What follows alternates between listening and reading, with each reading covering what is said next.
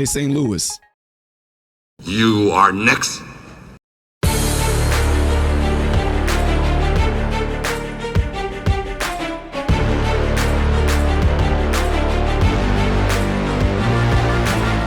Good day, my American informed brothers and sisters across the pond. Welcome to the channel. I'm Ty Smith, and you're watching my channel, Model Renaissance Man, which I'm greatly appreciative of. Make sure you guys are following me up here, follow me down here. Click this. It helps me.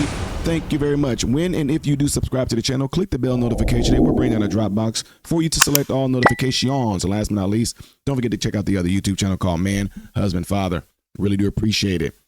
Yes, now is going to be some more people who are going to be upset that crime is going to be tackled, because now St. Louis, the FBI is coming your way, and a lot of people are going to be pissed off, and it's just going to be amazing because you guys are not going to look at the reason why they're being there.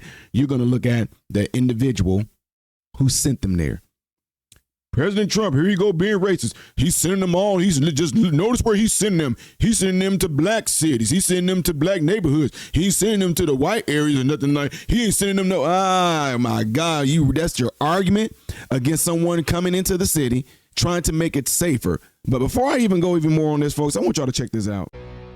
As the Trump administration sees results from their crackdown on crime in our nation's capital, the FBI is turning its attention to St. Louis. The city has the highest homicide rate per capita across the country. You can see it here on that map, 52.1 homicides. Our next guest just sat down with FBI Director Kash Patel and secured a historic investment to combat violent crime in St. Louis. Senator Eric Schmidt joining us now. Senator, thank you for taking time. It's really, what's happening in Washington is now about to go nationwide, and you are leading the effort for St. Louis, meeting with Kash Patel. Tell me what transpired and what's coming. Yeah, I mean, this conversation with Director Patel and actually Attorney General Pam Bondi began during the confirmation process. Kash made it very clear that he wanted to get more field agents out of Washington, D.C. and into the field, into the rest of the country. And I said, well, I've got just the place for you, my hometown of St. Louis. And of course, St. Louis has dealt with violent crime for a very long time. And I think what everyone realizes now over this, they had this flirtation the Democrats did with the defund the police and all this nonsense in 2020, is that there's no substitute for a law enforcement presence on the streets and then actual prosecution of violent criminals. And so, yes, St. Louis is going to get the largest infusion of per capita permanent FBI agents with intel officers with the sole mission of combating violent crime. That's where we need, and I'm really glad that Kash Patel has made this a priority for the FBI. I think this can be a model. When I was Attorney General, actually during the first Trump administration, when we partnered with the U.S. attorneys to do something called the Safer Streets Initiative, where we had assistant AGs deputized as assistant U.S. attorneys to prosecute violent crime in federal courts. One of my former colleagues in the AG's office when I was AG is now going to be the U.S. attorney in St. Louis. So I think you're going to have a lot of synergy here between the FBI, the U.S. attorney's office, and also local law enforcement too, to go out there and arrest and prosecute violent criminals. And Senator, every week I join a local radio show, Mark Cox Show on 97.1 FM, and just on Thursday he was telling me, he said, Griff, the people here in St. Louis are starving for what's happening in Washington. Do you agree with that? Oh, yeah. I mean, look, and I can tell you that the people, writ large across the region, people want to deal with this violent crime issue, but nobody wants to deal with it more than the individuals who are in these communities affected by it every day. And they're tired of cleaning up broken glass on Sunday mornings. They're tired of family members being terrorized by violent criminals. And I think this is going to go a long way in making sure the resources are actually on the ground arresting these gangs and violent members of our community that are, again, are committing violent crimes. And Senator, I can't bring you on without mentioning your great new book, The Last Line of Defense, How to Beat the Left in Court. It's out now. You see it here. I would encourage our viewers to go get it. It's a fascinating story, really talking about a lot of what you did as AG. Yeah, look, it's really kind of a field manual of what it was like to be on the front lines against the left-wing lawfare machine and win.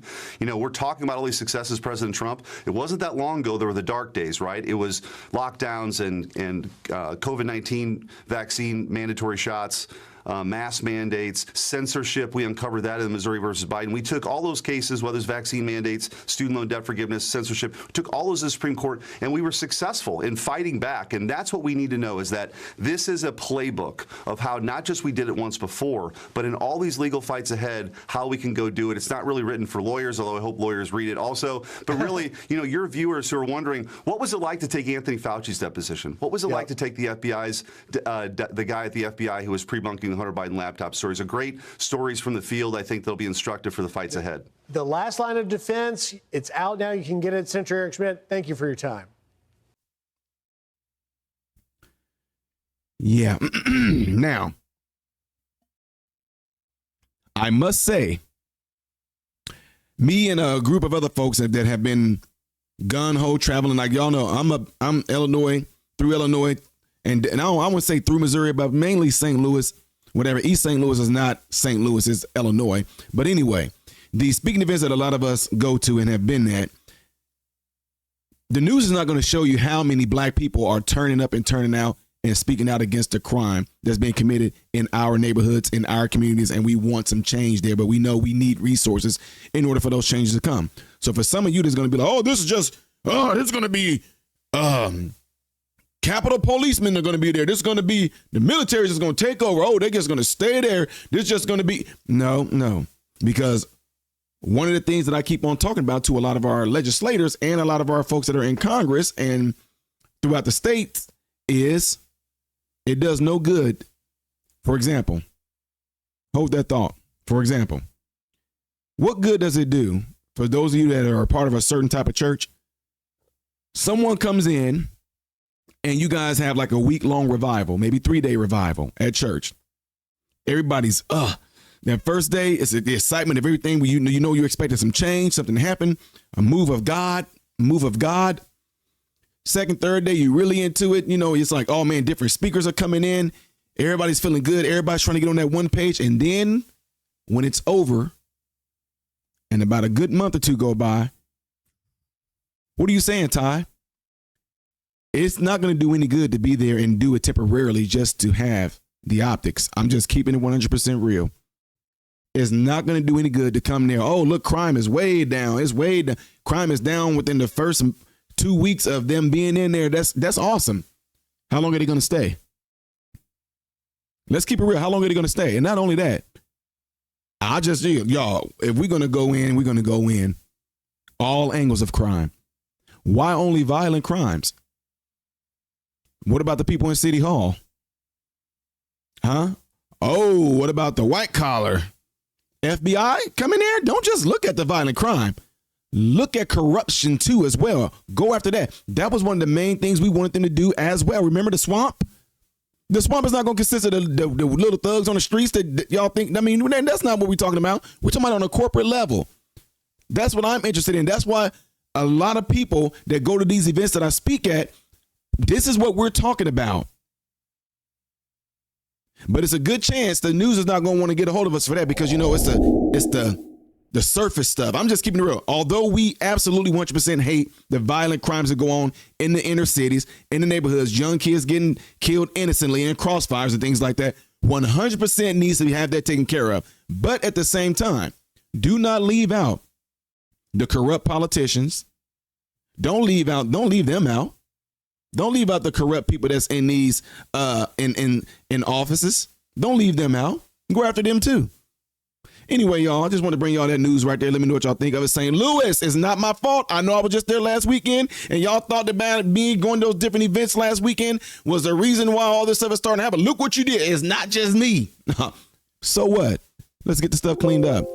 We'll see how long this is going to last, though, guys. I'm just keeping it 100% real. I'm just going to see how long this is going to last as far as them going there and tackling crime. You have to stay there and make sure it's done. With that being said, y'all, let me know what y'all think about this by putting it in the comments below after this video. Do you think that what Trump is doing in these high crime ridden cities is a good thing? Do you think they're actually going to really tackle it this time? Or do you think it's all for optics? Let's just keep it real. Y'all let me know in the comment section after this video. Don't forget to do what you see right here. That will greatly help my channel, especially if you've been liking what the videos I've been pumping out to y'all. Make sure y'all do that right there. The next video I will be doing the chronological order up there, things as of yesterday, right here. How do you subscribe? Click this. I am Ty Smith, Model Renaissance Man, hoping and praying every last one of you have food, shelter, and clothing. Most of all, praying every last one of you guys in great health, mentally, physically, emotionally, spiritually. God bless you all through Jesus.